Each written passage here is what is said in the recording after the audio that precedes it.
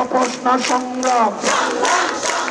পরিবারের একমাত্র উপার্জনক্ষম ছেলে, পেশায় প্রাইভেট কার চালক, থাকতেন ঢাকায়। মাথায় রাজ্যের চিন্তা, কিভাবে নিজের খরচ জুটিয়ে পরিবারকে সহায়তা করা যায়। কোটা সংস্কার আন্দোলন, ৫৬% কোটা, সরকারি চাকরিতে অনিয়ম, কিছুতেই জড়িত ছিলেন না তিনি। জীবনযুদ্ধে তার কাঁধে পুরো পরিবারের দায়।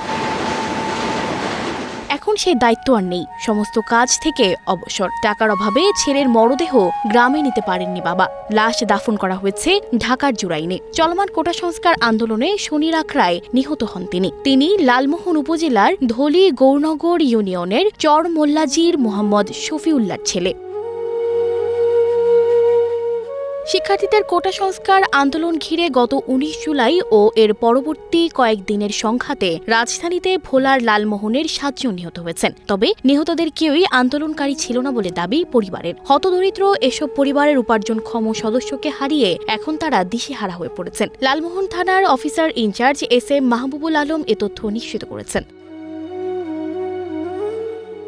নিহতদের মধ্যে লর্ড হার্ডিঞ্জ ইউনিয়নের ৮ নং ওয়ার্ডের চাঁদপুর গ্রামের মুন্সিবাড়ির ছেলে আরিফ যাত্রাবাড়ির একটি হোটেলে কাজ করতেন। তাকে হারিয়ে বৃদ্ধ বাবা চোখে অন্ধকার দেখছেন। উপজেলার কালমা ইউনিয়নের ৩ নং ওয়ার্ডের দক্ষিণ কালমা এলাকার হমজুদ্দিনের বাড়ির বজলুর রহমান ব্যাপারীর ছেলে আক্তার হোসেনও ঢাকায় গুলিতে নিহত হয়েছেন। ঢাকার মোহাম্মদপুরে ১৫ বছর ধরে ভাড়া নিয়ে তিনি অটোরিকশা চালাতেন। ১৯ জুলাই অটোরিকশা নিয়ে বের হয়ে গুলিবিদ্ধ হয়ে তিনি মারা যান। এখন পুত্রবধূ এবং ২ নাতি নাতনির কি হবে তা নিয়ে চিন্তিত আক্তারের দিনমজুর বাবা বজলুর রহমান।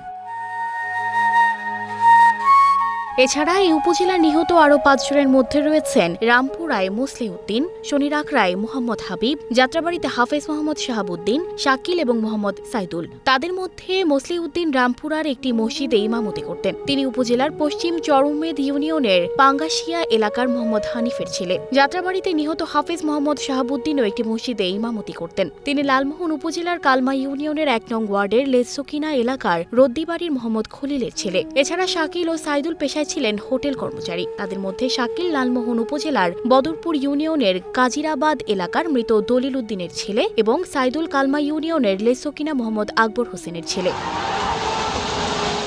সানজিদা রহমান, প্রবাস খবর।